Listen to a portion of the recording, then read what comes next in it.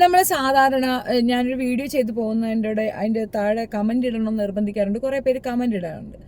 എനിക്ക് ഈ റെഗുലറായിട്ട് ഒരു വ്യക്തി കമൻ്റ് ഇടാറുണ്ട്. പുള്ളിയുടെ കമൻസ് ഞാൻ കുറേ പ്രാവശ്യം ഇങ്ങനെ വാച്ച് ചെയ്തത് കൊണ്ട് മാത്രം പുള്ളിയുടെ കമൻസിനെ ഒന്ന് റിയാക്ട് ചെയ്താലെന്ന് വിചാരിക്കുന്നുണ്ട്. അപ്പോൾ നമുക്ക് ആ കമൻസിലേക്ക് ഒന്ന് പോകാം. ഇത് ഇട്ടിരിക്കുന്നത് മനു വേൾഡ് എന്നൊരു ജെനുവൻ, അതായത് ഫേക്ക് ഐഡിയ ഒന്നുമല്ല കേട്ടോ. Manu's world of small things എന്നാണ് 7821 കമൻസ് വായിക്കാം. ഇന്നലത്തെ എപ്പിസോഡിൽ നിന്ന് എനിക്ക് മനസ്സിലായത് ആദിലയ്ക്ക് തീർച്ചയായും എന്തോ മാനസിക പ്രശ്നമുണ്ട്. ക്രൂര വിനോദങ്ങളാണ് അവർക്കിഷ്ടം എന്ന് പലപ്പോഴും കണ്ടപ്പോൾ തോന്നിയിട്ടുണ്ട്. മറ്റൊരാളെ പ്രായം പോലും നോക്കാതെ അപമാനിക്കുക, വൃത്തികെട്ട വാക്കുകൾ ഉപയോഗിച്ച് പരിഹസിക്കുക, ചതിക്കുക, തൻ്റെ സ്വാർത്ഥ താല്പര്യങ്ങൾ നേടിയെടുക്കാൻ ഏതറ്റം വരെയും എന്ത് വൃത്തികെട്ട വാക്ക് ഉപയോഗിച്ചും കള്ളക്കളി ഉപയോഗിച്ചും മുന്നോട്ട് പോകാനും മടിയില്ലാത്ത ആളാണ് അവർ. പിന്നെ എല്ലാവരും പറയുന്നത് പോലെ നൂറ വളരെ പാവമാണെന്നൊന്നും എനിക്ക് തോന്നിയിട്ടില്ല. ചേച്ചി പറഞ്ഞതുപോലെ ആദിലയ്ക്കും നൂറയ്ക്കും രണ്ടുപേർക്കും ഒരുപോലെ കാമാസക്തി കുറച്ച് കൂടുതലാണ്. അതുകൊണ്ടാണ് അവർ തമ്മിൽ വളരെ വൃത്തികെട്ട കമൻറ്റുകൾ പറഞ്ഞ് ആസ്വദിച്ച് ചിരിക്കുന്നത്. പിന്നെ ഞാൻ ശ്രദ്ധിച്ച മറ്റൊരു കാര്യം, ഇവർക്ക് രണ്ടുപേർക്കും ആ വീട്ടിൽ ആത്മാർത്ഥമായി ആരോടും യാതൊരു അടുപ്പവുമില്ല.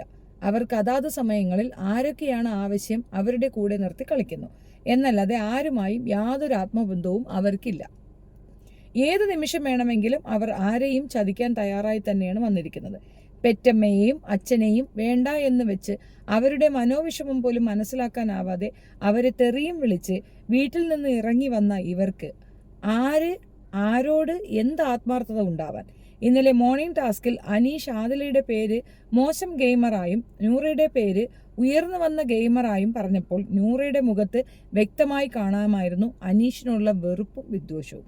അനീഷ് സ്വന്തം അഭിപ്രായം പറയുമ്പോൾ ഇത്രയും അസ്വസ്ഥത ഉണ്ടാകേണ്ട കാര്യം എന്താ?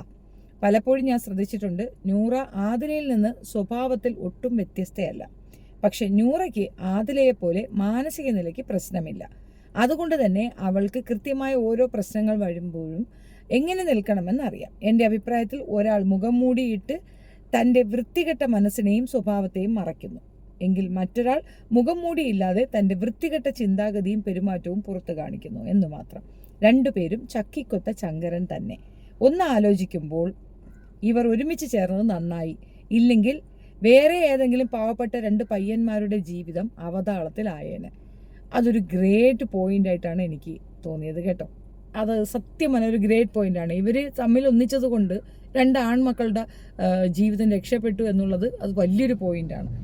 വീണ്ടും ഒരു കമൻറ്റ് ഇട്ടുണ്ട്. പുള്ളി വലിയ കമൻസ് ആയിടുന്നത്, അതുകൊണ്ടാണ് ഈ ലെങ്തി ആയിട്ട് പോകുന്നത് കേട്ടോ. അപ്പോൾ ഇനി ഇതും കൂടെ വായിക്കാം. ചേച്ചി പറഞ്ഞതുപോലെ പണ്ട് എനിക്കും തോന്നിയിട്ടുണ്ട് നൂറ കുറച്ചുകൂടി മനുഷ്യത്വമുള്ള കൂട്ടത്തിലാണെന്ന്. പക്ഷേ കഴിഞ്ഞ കുറച്ച് നാളായി എനിക്ക് തോന്നുന്നത് നൂറ ഓരോ പ്രാവശ്യവും ആദില തെറ്റ് ചെയ്യുമ്പോൾ ഉപദേശിക്കുന്നത് അവൾക്ക് കൃത്യമായ ബോധ്യമുണ്ട്, അതെല്ലാം ക്യാമറകൾ കാണുന്നുണ്ട് എന്നാണ്. ഇവിടെ തെറ്റി കേട്ടോ, അതങ്ങനെയായിട്ട് എനിക്ക് ഫീൽ ചെയ്തില്ല. അതുകൊണ്ട് ആദിലയുടെ തെറ്റുകൾ കണ്ടിട്ട് ഉപദേശിക്കുക പോലും ചെയ്യാതിരുന്നാൽ അത് നൂറയ്ക്കും പുറത്ത് നെഗറ്റീവ് ആകും എന്ന് അവൾക്ക് ബുദ്ധിയുള്ളത് കൊണ്ട് അറിയാം.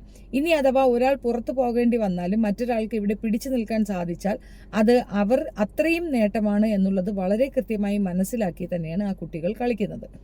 ഇവരിപ്പോൾ രണ്ട് വ്യത്യസ്തത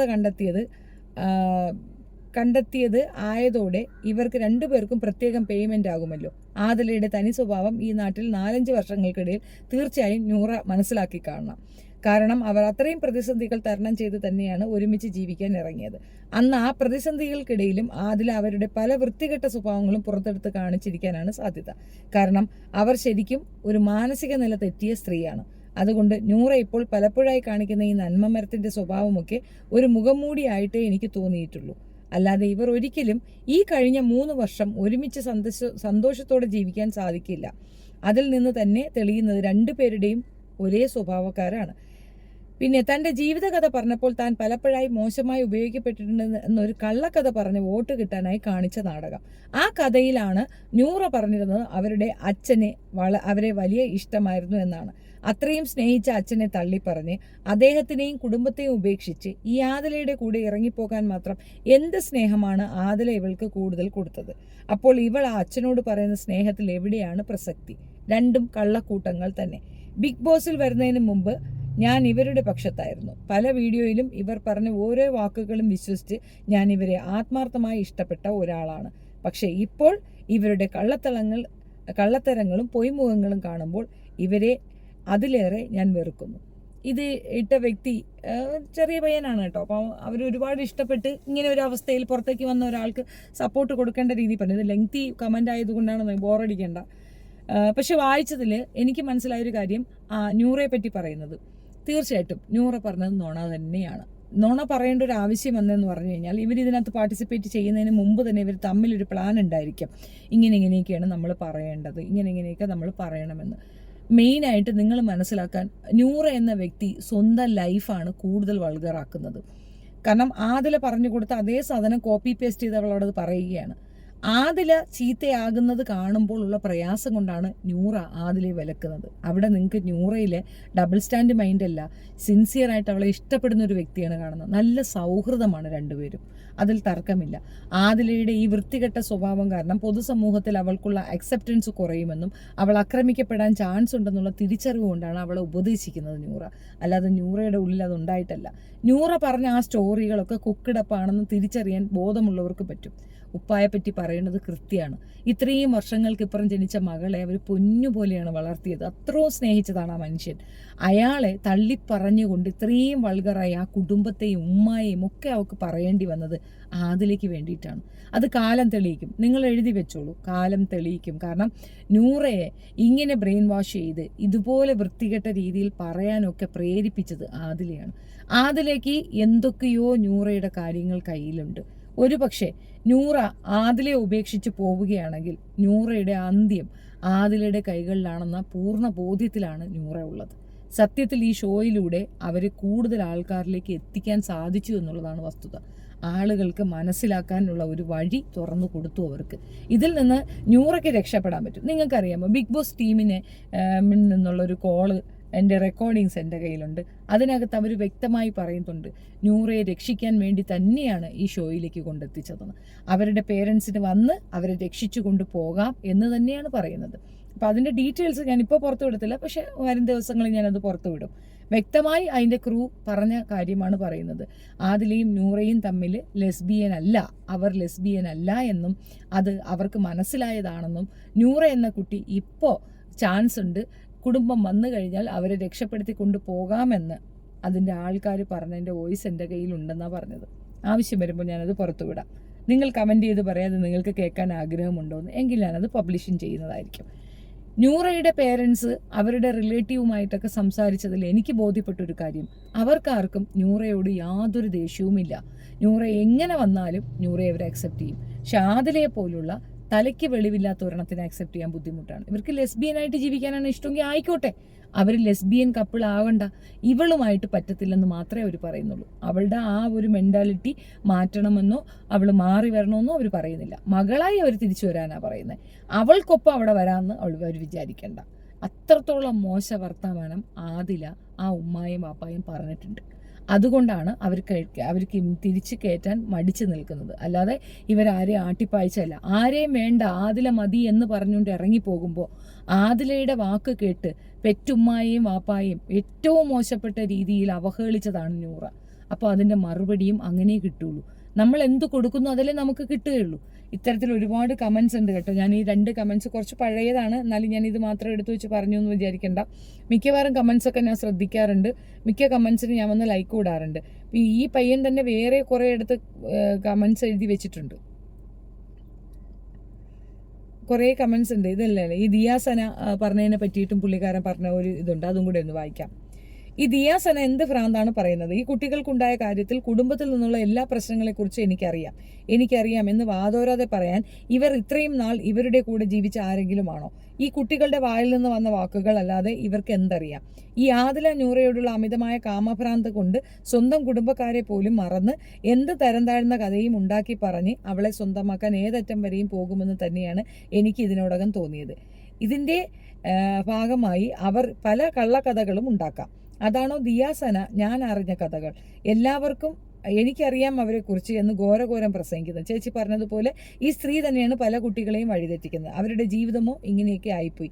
അതുകൊണ്ട് ബാക്കിയുള്ളവരുടെ ജീവിതം നശിച്ചു കാണുമ്പോൾ ഒരു സുഖം, അത്ര തന്നെ. അല്ലാതെന്താ? നഷ്ടപ്പെട്ടത് 10 മാസം ചുമന്ന് പ്രസവിച്ച് കഷ്ടപ്പെട്ട് വളർത്തി സ്വന്തം കാലിൽ നിൽക്കാനാകുന്നത് വരെ എല്ലാ ചെലവുകളും എടുത്ത് പഠിപ്പിച്ച അമ്മയ്ക്കും അച്ഛനും മാത്രം.